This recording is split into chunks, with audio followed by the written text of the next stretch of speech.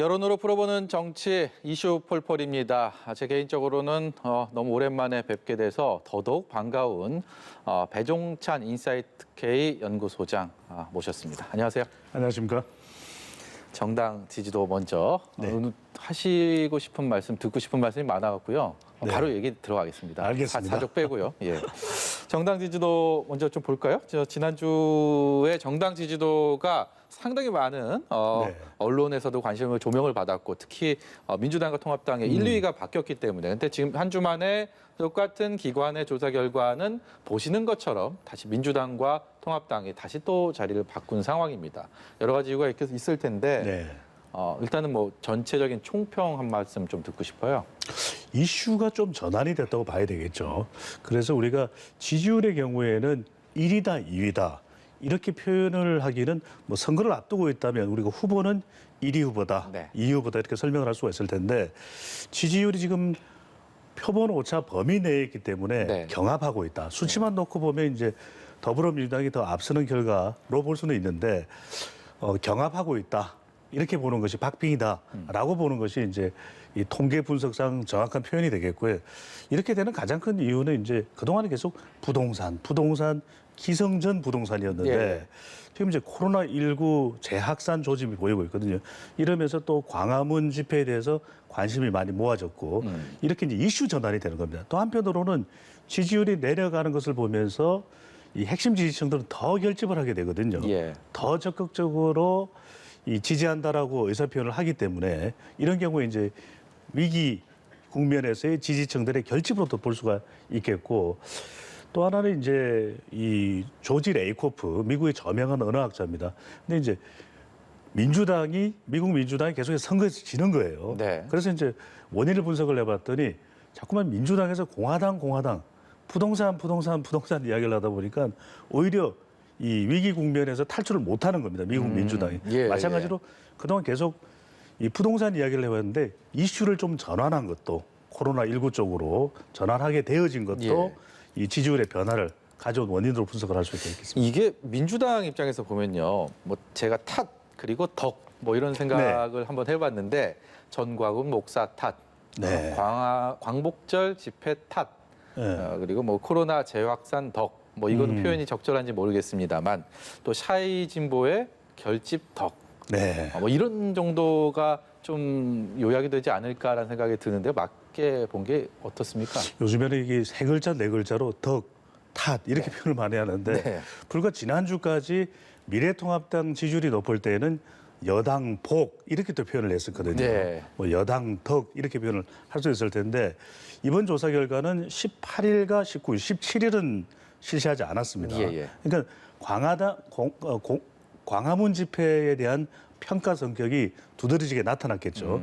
그러다 보니까 또 지지율은 또 더불어민주당 내려갔었고 이러다 보니까 이제 지지층들 특히 이제 30대가 결집하는 이 결과를 이번 조사에서 볼 수가 있는 것이고 또 하나는 서울에서도 더불어민주당의 지지율이 좀 올라갔어요. 예. 그러니까 이제 광화문 집회를 바라다 보면서 지금 미래통합당에서는 선긋기를 하고 있습니다. 아니 이건 우리 미래통합당과 아무 상관이 없다. 주최하지도 않았고 우리가 적극적으로 참여하지도 않았다. 이렇게 볼 수 있는데 이제 조사에 응하는 국민들은 진보 보수로 인식을 할 수가 있는 것이거든요. 그렇기 때문에 이제 이 경우에는 정광훈 목사 탓 이렇게 되면서 더불어민주당 쪽에 조금 반사 이익을 얻는 그런 현상으로 또 해석을 할 수가 있는 것이죠. 소장님, 근데 이게 내가 잘해갖고 지지율이 올라가면 그만큼 좀 견고하게 네. 또 오랜 기간 동안 그 유지를 할 수 있는 동력이 될 텐데 남이 잘해갖고 아니면 남이 잘못해갖고 내가 올라간다면 남의 탓, 남의 덕이라면 그게 또 언제 빠질지 모르는 거 아닙니까? 흔들리게 되는 거죠. 예, 그러면 앞으로 향후 민심의 좀 변수 어떤 것들이 있다고 보십니까? 가장 이제 민심의 중요한 변수들은 대통령 지지율에도 영향을 줄 수 있는 변수인과 동시에 또 정당 지지율에도 영향을 줄 수 있는 변수입니다. 그러니까 그동안에는 전반적인 이제 정치 혐오가 있다 보니까 가만히 전략. 미래통합당에서는 큰 실수를 하지 않는 가만히 전략에다가 김종인 비대위원장이 또 중도 외연을 확대하는 네. 또 5.18 사죄 이렇게 무릎 꿇고 이런 장면이 강하게 각인되면서 중도층에게 영향을 줘서 득을 보게 된 것이거든요. 그 여당에서는 좀 또 실수가 있고 또 부동산 관련해서 논란이 있으면서 여당 폭 이렇게 해서 이제 지지율이 올라갔는데 핵심이 이제 이겁니다. 결과적으로는 정당 지지율에 영향을 주는 것은 경제, 또 코로나, 그리고 북한 이슈가 이제 10월 달로 가면 노동당 창건일이 있기 때문에 예. 이때 과연 북한 이슈가 어떻게 되느냐. 또 11월로 넘어가게 되면은 이 트럼프 대통령의 재선 여부가 달려 있거든요. 네. 그리고 연말까지 가면 경제가 더 중요합니다. 이 경제 팬데믹이 얼마만큼 우리 경제에 영향을 주는지 이런 것들이 이제 국민들이 정당을 평가할 때 또 이제 대통령을 평가할 때 중요하기 때문에 앞으로 중요한 것은 경제, 북한, 코로나, 검찰 이슈도 또 등장할 수밖에 없거든요. 예. 고위공직자 범죄수사처 설치와 관련해서 이런 것들이 이제 이 국민들에게 영향을 줄 수 있는데 여기에 보면 우리가 이 지지층들은 결집을 하고 있습니다. 정말 중요한 건 중도층이거든요. 예. 중도층의 마음을 누가 더 많이 사로잡냐 이것이 이제 굉장히 중요한 거죠. 이슈 폴폴은 앞으로 할 얘기가 점점 더 많아질 것 같습니다. 대통령 국정수행평가 추이 좀 보겠습니다. 긍정적인 평가, 부정적인 평가 보시는 것처럼 네.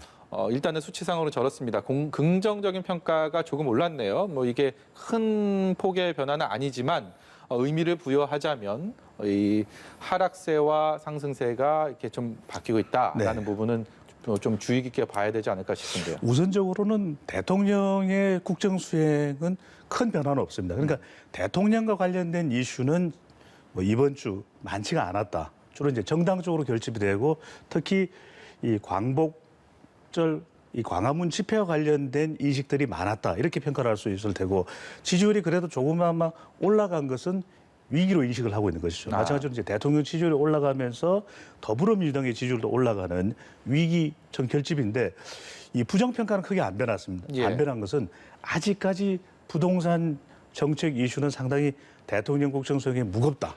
그러니까 서울 민심이 지금 요동치고 있는데 더불어민주당은 서울 지지율이 좀 다소 올라간 반면에 예. 대통령 지지율에는 서울 지역 큰 변화가 없거든요. 아직까지 부동산 정책과 관련해서 아까도 말씀드렸듯이 계속 부동산 하다 보니까 이 부동산의 프레임 갇혀 있기 때문에 아직까지 대통령 지지율은 큰 변화는 없지만 그래도 위기 인식에 따른 지지층들 결집은 있는 것으로 보입니다. 예, 계속 그 부동산 하고 있으니 저희도 부동산 얘기로 좀 넘어가 보려고 하는데요.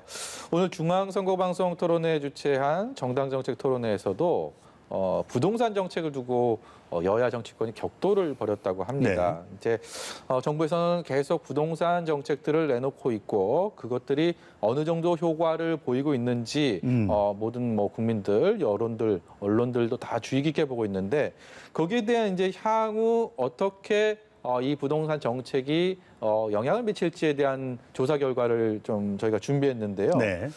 이게 6.17 부동산 대책 발표 전후의 추이가 있어요. 네. 그걸 보면 준비가 아직 안 됐나요? 이게 부동산 정책이 자가나 전세나 월세 뭐 이 거주 형태와 상관없이 앞으로도 부동산 집값은 계속 오를 것이다라는 평가가 굉장히 지배적으로 나오고 있습니다. 그렇게 보는 것은 뭐냐면 이게 일종의 행동 심리학이거든요. 지금 계속해서 관련된 보도 기사가 나올 때 보면 예. 부동산과 관련해서는 수도권에 집중을 합니다. 예. 그러다 보니까 특히 이제 서울 지역에 조명을 하게 되는데 네. 향후 1년간 집값 전망 계속 올라왔거든요. 네. 계속 부동산 가격이 오르는 추세에서 이 서울에 거주하는 사람들 또 우리 국민들에게 물어보면 부동산 가격 오를 거라고 보십니까? 내릴 거라고 보십니까? 그러면 부동산을 가지고 있는 사람도 그렇고 앞으로 이제는 아파트를 사야 되는 사람도 올라간다라고 응답을 하는 상황이 연출되게 되는 겁니다. 예. 그러니까 말 그대로 지금까지 정부 정책이 2년 내에 효과가 나타난 적이 없거든요. 네. 그런 만큼 부동산 해법은 앞으로도 첫 번째 시간이 많이 걸릴 수밖에 없다. 네. 또 하나 모든 지역을 만족시킬 수 있고 모든 국민을 만족시킬 수 있는 해법은 없다. 그것을 사실은 확인을 할 수가 있는 여론조사 결과가 향후 1년간 집값 전망을 보면 오를 것으로 나타나는 것이죠. 예. 10명 중에 6명 가까이는 오른다.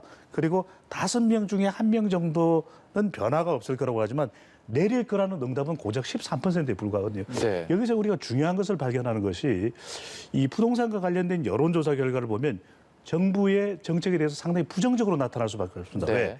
부동산 가격이 오른다라고 하는 인식되는 구간에서는 문재인 정부의 부동산 정책에 대한 평가를 물어보면 부정적인 평가가 많아요. 예. 왜?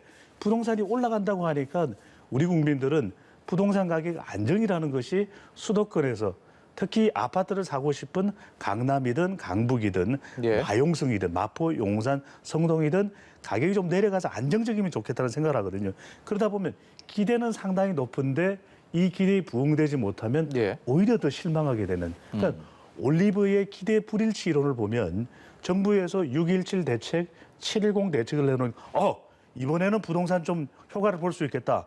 집값도 또 안정되고 투기는 건절되면서 전세는 또 월세는 안정적으로 우리가 임대차 3법에 의해서 도움을 받겠구나 이렇게 생각할 수가 있거든요. 그런데 이 효과가 당장 나타나지 않는다고 생각하면 오히려 실망감이 커지게 되면서 아주 부정적인 평가가 나오게 됩니다. 그러니까 올리브의 기대 불일치 이론에서 기대한 것만큼 나오지 않는다라도 어느 정도 기대감이 있으면 긍정적으로 평가를 하거든요. 근데 부동산 정책은 그렇지가 않다라는 것입니다. 세금도 걸려 있고 이 부동산은 모든 사람 개개인에게 다 다양한 각기 다른 평가를 받을 수밖에 없기 때문에 우리 국민들이 부동산 정책 평가하라 이렇게 하면 긍정적인 평가가 나오기보다는 오히려 부정적인 평가가 더 높게 나올 수밖에 없는 것이죠. 그래서 조금 전에 정호연 앵커가 굉장히 중요한 지점을 지적을 했어요. 왜냐하면 집을 가지고 있는 사람도 그렇지만 또 전세, 월세를 사는 사람들도 그러니까 자가가 아닌 비자가 응답자들 중에서도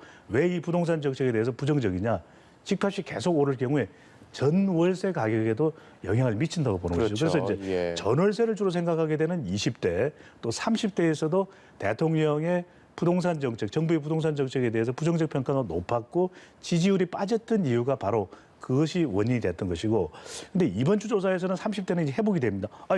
배 소장님 이슈 폴폴 이거 그러면 잘못된 거 아닙니까? 이야기를 하실 수가 있는데 국면 전환인 거죠. 부동산 해왔던 것이 아니라 다시 이제 코로나 국면으로 가면서 진보와 보수로 인식될 수 있는 광화문 집회에 대한 평가 또 정광훈 목사에 대한 비난 이런 것들이 이제 나오면서 이 30대가 오히려 위기 국면이구나. 지지층이 결집하는 결과로 나타났던 것이죠. 그렇다 해도 부동산 이슈가 지금 당장 뭐 코로나19의 재확산세 지금은 가려 있을 수 있어도 그게 완전히 또 가려진 수가 없는 상황인 게 앞으로도 이 정책이 과연 어느 정도 효과를 발휘할 것인가. 뭐 소장님께서 이게 단기간에 하는 경우들이 별로 없다고 말씀하셨고 과거의 이제 정책들이 그렇다면 역시 뭐 지지율이나 민심을 얻고 잃는 데 있어서 부동산 변수라는 건 계속 존재할 수밖에 없는 거 아니겠습니까? 그렇습니다. 지역적으로 보더라도 지금 서울 지역에 큰 영향을 미치고 있거든요. 그런 만큼 특히 또 30대에게 주는 영향도 있고 지역적으로는 서울이 가장 크면서 이제 가정주부층에 많은 영향을 미치고 있습니다. 그러다 보면 내년 4월 달에 이제 4월 보궐선거가 있죠. 특히 이제 서울 지역의 선거에 큰 영향을 줄 수 있지만 당장 이 해법은 나오긴 힘듭니다. 그렇다면 정부에서는 부동산 하기보다는 투기 근절 또 공급 확대라고 하는 신뢰를 줄 수 있는 믿음을 가져오는 것이 중요하거든요. 그리고 이건 당장의 효과가 없더라도 지속적으로 21대 국회의 다수당이 더불어민주당이기 때문에 계속해서 이 정책을 유지해 나가면 바꾸지 않겠다. 불가역적이다. 이렇게 이제 못을 박아서 이 정책을 계속 해 나가다 보면 2년, 3년 뒤에는 반드시 성과를 보라.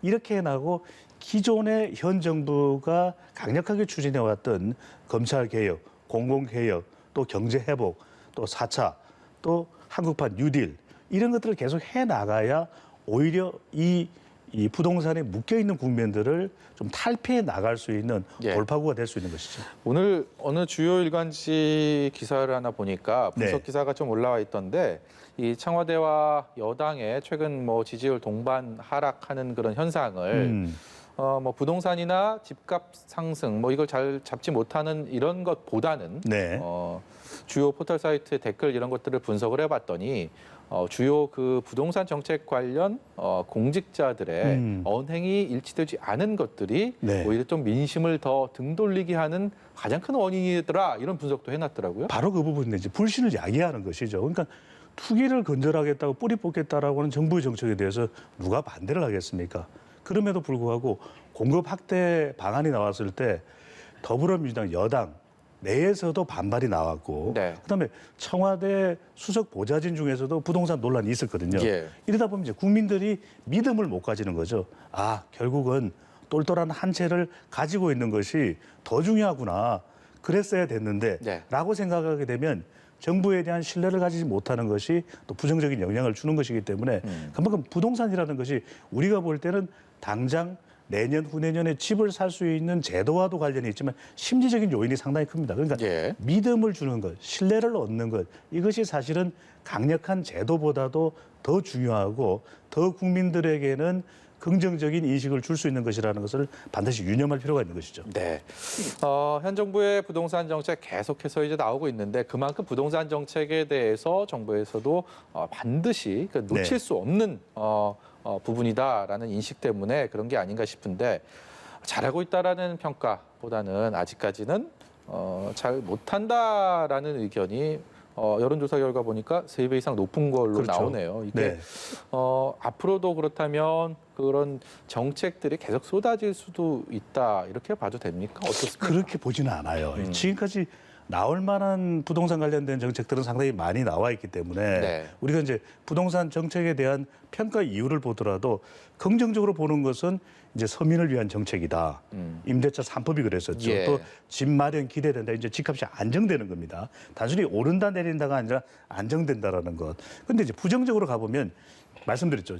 이 현 정부 들어서서 한국 갤럽을 기준으로 해서 이 부동산 가격이 계속 올라간다라고 판단될 때는 정책에 대해서 이 부정적 의견이 높아요. 예. 그러니까 국민들은 사실 2년, 3년 뒤에 부동산 가격이 어떻게 될지는 예상하기가 힘듭니다. 그런데 네. 중요한 것은 이 정책이 얼마만큼 신뢰할 수 있느냐. 그리고 3년, 4년 뒤에 공급 정책이 이 실현이 되더라도 그것을 얼마만큼 믿을 수 있느냐. 그러니까 정말 부동산 정책에서 중요한 것은 집을 정작 사거나 전월세 계약을 체결하는 것보다는 이 제도가 적어도 2년, 3년 뒤에는 지속적으로 5년 뒤에는 이 효과가 나타날 것이라고 하는 그 믿음, 예. 믿음을 폴폴 나게 해주는 것이 더 중요할 수가 있는 것이죠. 예. 귀에 쏙쏙 네. 박히는 말씀 잘 들었습니다. 지금까지 초사이언이라는 애칭으로 사랑받고 있는 배종찬 인사이트 K 연구소장 말씀 들었습니다. 고맙습니다. 감사합니다.